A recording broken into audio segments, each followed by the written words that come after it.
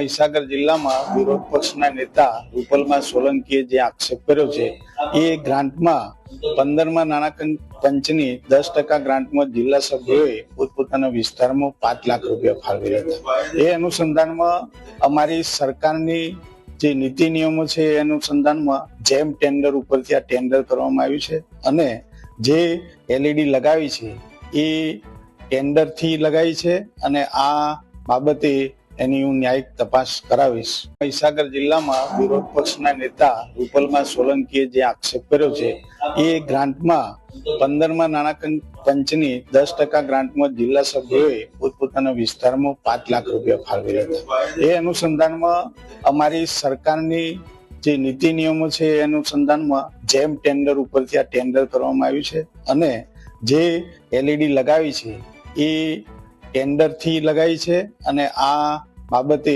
એની હું ન્યાયિક તપાસ કરાવીશ.